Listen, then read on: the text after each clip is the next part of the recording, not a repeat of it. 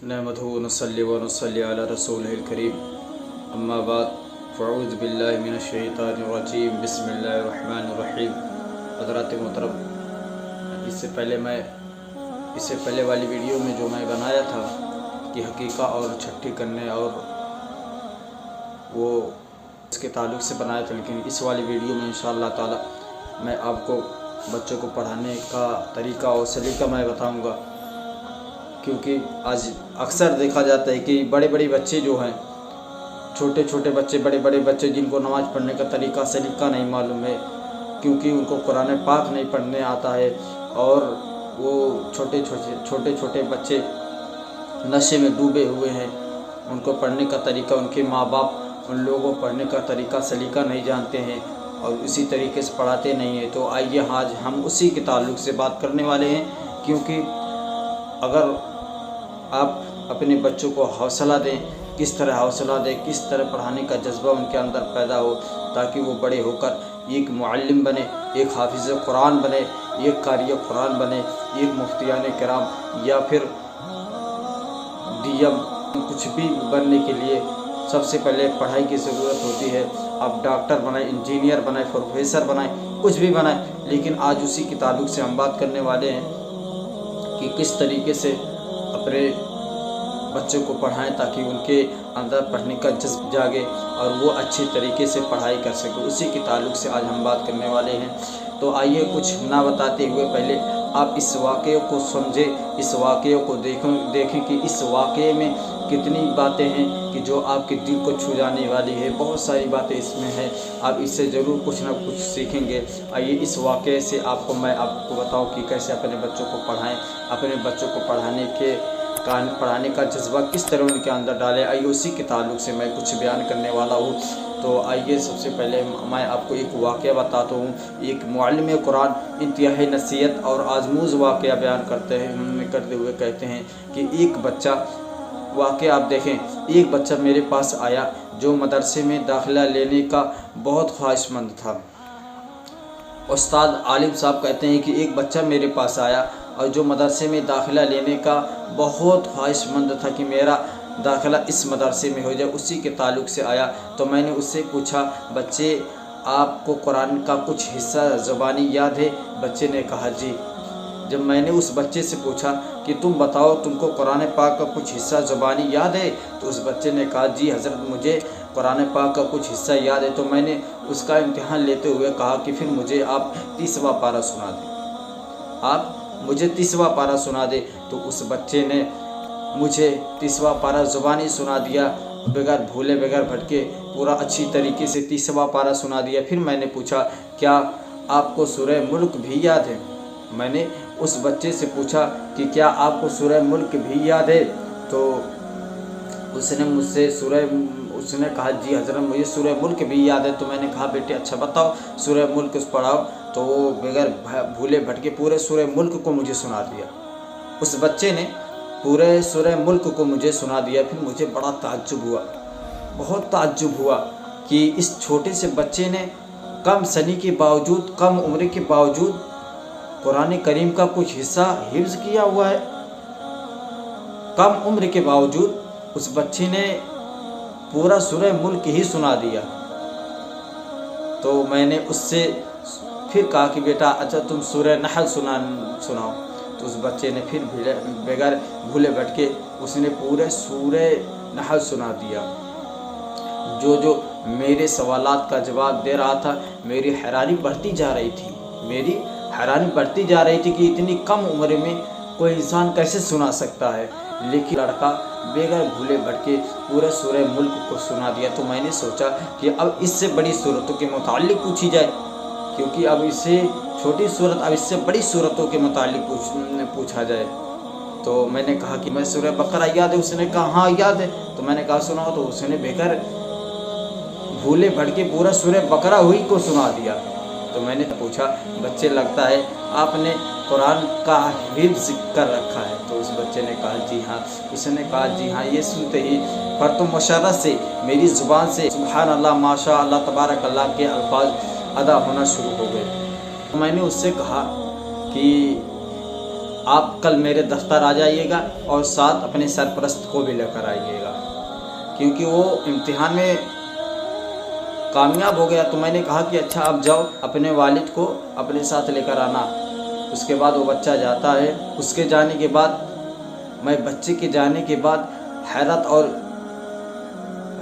استعجاب کے سمندر میں ڈوب رہا ہوں، اور دل میں تانے بانے بنتا رہا کہ یقیناً اس کے والد صاحب دین کے پابند ہوں، اس کے والد صاحب دین کے پابند ہوں گے، ایک اچھے قاری قرآن ہوں گے، اور نیک سیرت اور قرآن سے شدید محبت رکھنے والے ہوں گے، جس کے نتیجے میں اس نے اپنے بچے کو اتنی چھوٹی عمر میں قرآن یاد کرا دیا ہے۔ یہ میرے دل میں خیال اٹھ رہا تھا کہ اس کے باپ نے ضرور کوئی قاری قرآن ہوں گے، یا دین کے پابند ہوں گے، یا پھر نماز کی پابندی کرتے ہوں گے۔ یہ میرے دل میں تانے بانے اٹھ رہے تھے۔ تو مجھے اس وقت حیرانی کا شدید جھٹکا لگا کہ جب وہ کل صبح اپنے والد صاحب کو لے کر آیا تو اس کے والد صاحب ظاہری شکل و صورت سے بالکل پابند شریعت نہیں لگ رہے تھے، ظاہری صورت شکل سے پابند شریعت نہیں لگ رہے تھے کہ یہ کوئی شریعت پر عمل کرنے کے لائق ہے۔ تو اس بچے کے باپ نے میری پریشانی کو بھانپ لیا اور فوراً بولا، میں جانتا ہوں کہ آپ میرے بچے کا والد ہونے کی وجہ سے حیران اور بہت پریشان ہے، تو میں ابھی آپ کی حیرت ختم کر دیتا ہوں۔ اس نے کہا ابھی میں آپ کی حیرت کو ختم کر دیتا ہوں، اور اصل بات یہ ہے کہ اس بچے کے حافظ قرآن کے پیچھے اس کے والدہ کا ہاتھ ہے، جو بچوں کی تربیت کے حوالے سے 1000 آدمیوں کے برابر ہے۔ اس بچے کے پیچھے اس کی ماں کی ہاتھ ہے، جو بچوں کی تربیت کے حوالے سے 1000 آدمیوں کے برابر ہے۔ آپ سوچے تو آپ یہ بات سن کر مزید حیران ہو گئے کہ میرے 3 بیٹے ہیں اور سب قرآن کے حافظ ہیں۔ میرے سب سے چھوٹی بیٹی 4 سال کی ہے، اور وہ بھی 30واں پارہ حفظ کر چکی ہے۔ اب بتائیں، آج کل 4 سال کی بچیاں جو ہے گھومتی ہیں، ٹہلتی ہیں، ان کو مدرسے میں نہیں بھیجا جاتا ہے، لیکن آپ بتائیں یہ 4 سال کی بچیاں وہ 30واں پارہ حفظ کر چکی ہیں، اتنا اونچے مقام پہ پہنچ گئی وہ سب۔ اس کے بعد آگے میری حیرانی انتہائی کو پہنچ چکی تھی۔ میں نے پوچھا کہ یہ کیسے ممکن ہے کہ 4 سال کی بچی نے 30واں پارہ کیسے یاد کر لیا؟ میں نے پوچھا کہ یہ کیسی بات ہے کہ 30واں پارہ 4 سال کی بچی نے حفظ کر لیا؟ تو اس نے جواب دیا، بچوں کی والدہ کا طریقہ کار یہ ہے کہ جب وہ بچہ بولنا شروع کرتا ہے تو وہ اسے قرآن یاد کروانا اور حفظ قرآن کا شوق دلانا شروع کر دیتی ہے۔ یعنی ان کی ماں کو ایسی ہونی چاہیے کہ جب بچہ چھوٹا رہے تو اس کو قرآن کا شوق بنائے، پڑھنے کا جذبہ ان کے اندر ڈالیں۔ تو اس نے جواب دیا، بچوں کے والدہ کا طریقہ کار یہ ہے کہ جب وہ بچہ بولنا شروع کرتا ہے تو وہ اسے قرآن یاد کروانا اور حفظ قرآن کا شوق دلانا شروع کر دیتی ہے، اور بچوں کا مقابلہ کرواتی ہے، اور کہتی ہے کہ جو سب سے پہلے سورہ یاد کرے گا رات کا کھانا اس کی طرف سے رہے گا۔ وہ عورت کہتی ہے کہ جو سورت کو سب سے پہلے یاد کرے گا رات کا کھانا اسی کی طرف سے رہے گا۔ پھر اس کی والدہ بولتی ہے کہ جو سب سے پہلے پارہ حفظ کرے گا ہم اس کی پسند کی جگہ پر جائیں گے۔ آپ اپنے بچوں کو بھی کہو کہ اگر بیٹا تم پڑھو گے تو تم کو میں فلاں چیز لے دوں گا، فلاں جگہ گھمانے کے لیے لے کر جاؤں گا، فلاں چیز تمہارے من پسند کی چیزیں بناؤں گا، آپ اس طرح شوق دے۔ تو جو سب سے پہلے قرآن ختم کرے گا، وہ عورت کہتی تھی کہ جو سب سے پہلے قرآن ختم کرے گا، ہم سالانہ چھٹیاں منتخب جب ہوگی تو ہم ان کو گھمانے لے کر جائیں گے، باہر لے کر جائیں گے، یا کسی چیز میں لے کر جائیں گے، گھمانے پارک میں لے کے جائیں گے۔ یوں بچے اپنے شوق کی تکمیل کے لیے حفظ قرآن میں بڑھ چڑھ کر حصہ لیتے تھے۔ یہ بچے جو 4 سال کی بیٹی جو 30واں پارہ حفظ کر چکی ہے، وہ بڑھ چڑھ کر حصہ لیتی تھے۔ اسی لیے آج جی ہاں ایسی نیک ماں ہی گھر سنوارتی ہے، ایسی ماں ہونی چاہیے، سب کی ماں ایسی ہونی چاہیے۔ اپنے کردار کو بدلیں، اپنے کردار کو خود دیکھیں۔ امام بخاری رحمہ اللہ کے امیر المومنین فی الحدیث بننے کے پیچھے ان کی والدہ کی کاوشیں تھی، اور امام شافعی رحمہ اللہ کے عظیم فقیہ محدث بننے کے پیچھے ان کی والدہ ماجدہ کی جہود و مشعود تھی، اور امام مالک رحمہ اللہ کے نئے امام دارالحجرہ کے منصب عالی پر فائز ہونے کے پیچھے ان کی والدہ محترمہ کہا تھا۔ امام ابن حنبل کے اور امام اہل سنت الجماعت کا لقب حاصل کرنے کے پیچھے ان کی والدہ محترمہ کی محنتیں تھی۔ یاد رکھے کہ نیک صالح عورتیں نصف معاشرہ نہیں ہوتی، بلکہ معاشرے کی بنیاد اور ستون ہوتی ہے۔ میری امت کی ماں کو معاشرہ کو آمد اور دین کے نماز سے آراستہ اور افراد فراہم کرنے کے لیے امت بننے کی ضرورت ہے۔ اگر مائیں امت بننے کا تہیہ کر لے تو قوم کو بعروج پہنچانے سے کوئی نہیں روک سکتا، بعروج پہنچانے سے کوئی نہیں روک سکتا۔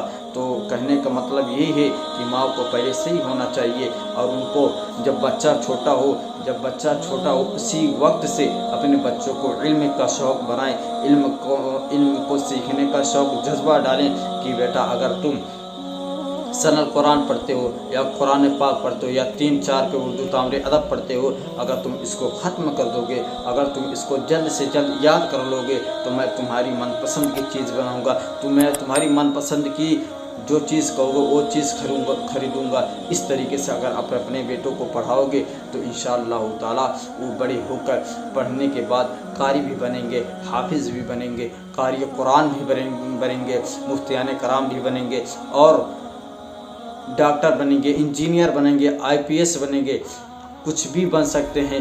جتنی بھی ڈگریاں ہیں سب حاصل کر سکتے ہیں، لیکن کب؟ جب آپ چھوٹے ہی پر سے اپنے بچوں کو پڑھنے کا جذبہ دو گے، اپنے بچے کو پڑھنے کا شوق ڈالو گے کہ بچہ محنت سے پڑھے اور خوبصورتی سے آپ ان کی من پسند چیزوں کو جانو گے۔ پہلے یہ جانیں کہ میرے بچے کی من پسند چیز کیا ہے، پہلے یہ جانیں کہ میرے من پسند کی چیز کیا ہے، میرے بچے کی ان کو کیا چاہیے، کھانا چاہیے، گھومنا چاہیے، یا کوئی چیز کھیلنے کے لیے چاہیے۔ اس چیز کو جانیں۔ جب اس چیز کو آپ جان لیں گے اور اسی طریقے سے کہو گے بیٹا اگر تم پڑھنے میں کامیاب ہو، اگر تم پڑھنے میں تیزی کرو گے، اگر تم پڑھنے میں محنت کرو گے، میں تمہاری من پسند کی جگہ گھمانے کے لیے لے کر جاؤں گا۔ اگر اس کو گھومنا پسند ہے تو ضرور محنت کر کے آگے بڑھے گا اور اپنے من پسند کی جگہ پر گھومنے کے لیے ضرور راضی ہو جائے گا۔ بولنے میں کسی قسم کی غلطی ہو تو مجھے معاف فرمائیں، اور اگر آپ لوگوں کو کوئی سوال و جواب کرنی ہے تو آپ لوگ کمنٹ میں کر سکتے ہیں، انشاءاللہ تعالیٰ آپ کے سوالوں کا جواب دیا جائے گا۔ السلام علیکم ورحمۃ اللہ وبرکاتہ۔